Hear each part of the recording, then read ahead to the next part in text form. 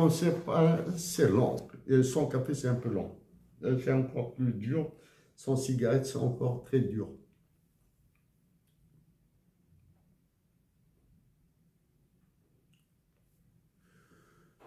Hossein Ahmed est mort. Il m'arrive de parler avec lui. Ok?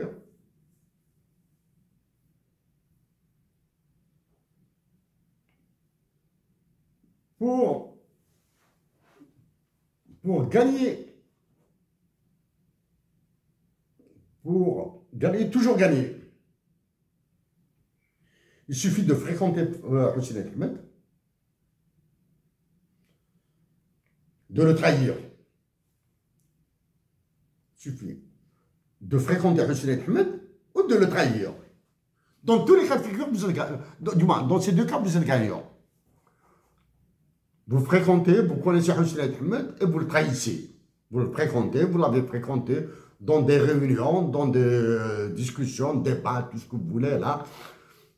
Et vous le trahissez après, vous allez gagner. Ceux qui ont fréquenté Hossein Ahmed sont devenus des députés qui votent des lois contre l'Algérie.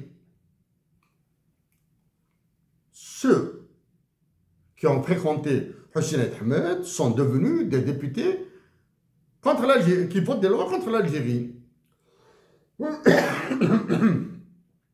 Ceux qui ont détesté et combattu Hossein Ahmed durant sa vie, maintenant roulent sur des milliards. Donc, fréquenter Hossein Ahmed et le trahir, c'est une possibilité d'un enrichissement pécuniaire possible.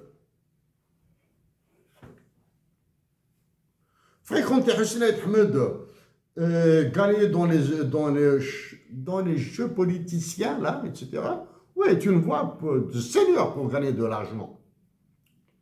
Il suffit de voir les députés élus du temps où Hossein Ahmed dirigeait le Front des Forces Socialistes, ou les députés qui sont devenus, les gars qui sont devenus des députés après le décès de Hossein Ahmed.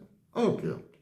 Mais ça, donc, et il y a ceux qui sont devenus députés d'autres partis politiques. Il faut organiser d'autres partis politiques parce qu'ils ont fait de l'attaque de Hossein Ahmed un cheval de bataille.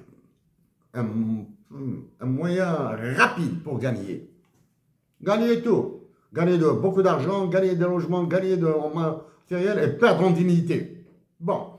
Madame Louise Ahnoun.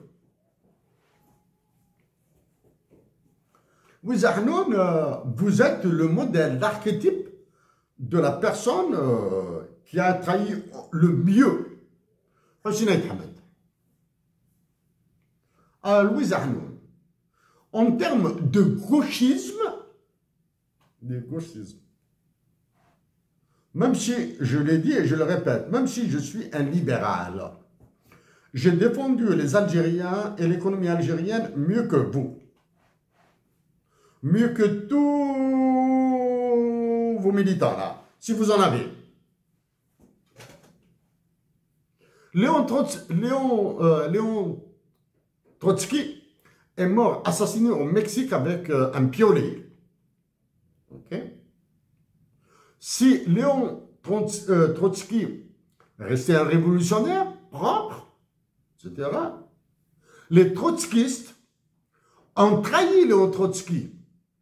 Les trotskistes ont trahi les travailleurs. Les trotskistes ont soutenu le fascisme hitlérien. Les trotskistes. Vous, qu'avez-vous fait, Louise Ahnoun? Vous avez passé votre temps dans l'Assemblée à ne rien foutre. Vous pouvez parler, dire que ceci, cela, sans aucun impact. Pendant que les Algériens souffrent, galèrent, s'appauvrissent, vous êtes là où vous êtes. Okay. Vous avez participé à la rencontre de Saint-Égidio. Vous et d'autres.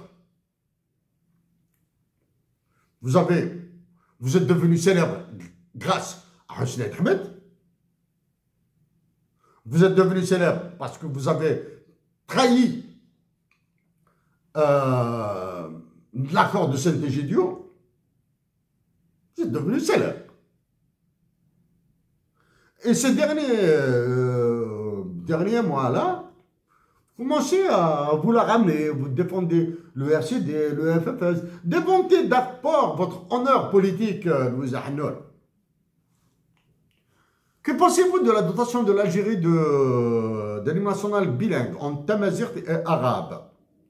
Vous qui avez fait de tamazight un instrument de cours, un instrument de drague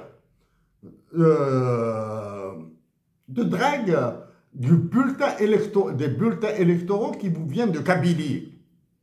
Ça m'étonnerait que vous ayez des voix de l'extrême sud du pays ou du Mzab ou du Titri là. Hein? Que pensez-vous de la dotation de l'Algérie de l'hymne national bilingue? Que pensez-vous de la ruine dans laquelle celui qui se prend pour le président de la République et les généraux ont mis l'Algérie là?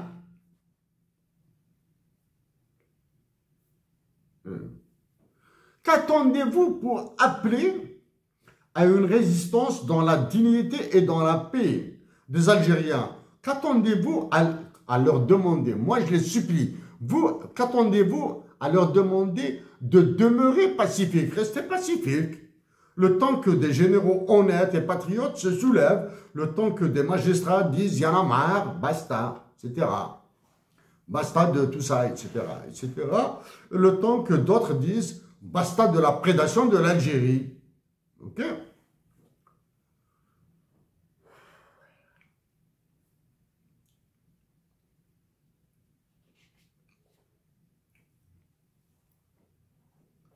Ah, Louis Ahnoun, je suis un assez bon lecteur. Quand j'ai le temps, je lis. Cosimo Malaparte est un écrivain italien. Parmi ses œuvres, il y a un livre qu'il a intitulé « Italie bâtarde ». Est-ce qu'il y a un Algérien qui peut écrire Italie bâtarde, Algérie bâtarde? Par contre, des écrivains qui font, surtout le militaire là et l'autre là, qui font plaisir à Macron sont là. Surtout l'écrivain, le militaire, l'ancien militaire et l'autre là. Bon. Donc, Cosimo Malaparte a écrit dans Italie bâtarde. L'Italie est pleine d'Italiens nés par grève. Et l'histoire regorge, pour notre malheur, de leurs agissements catastrophiques. Que Dieu nous sauve de leur santé insolente. Personne ne sait comment s'en libérer. Leur domination se manifeste à tout propos. Ils parlent souvent de révolution, mais sont les premiers à les contraindre. Ils poussent le peuple à s'agiter, mais sont les premiers à avertir la police. Ils réclament haut et fort la liberté, mais sont les premiers à la confisquer à leur profit quand ils l'ont obtenue. Quelle chance, n'est-ce pas, d'avoir de pareils gens chez nous?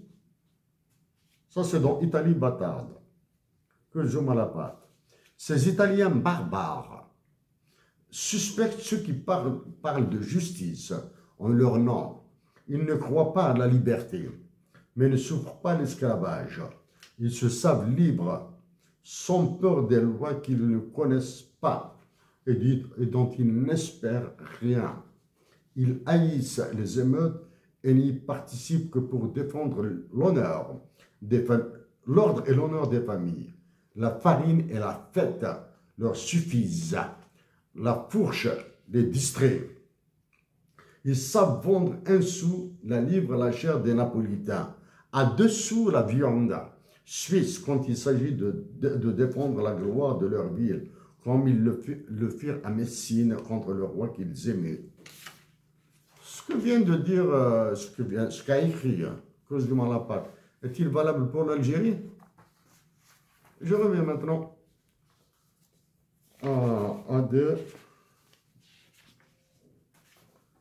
à des trucs encore plus simples.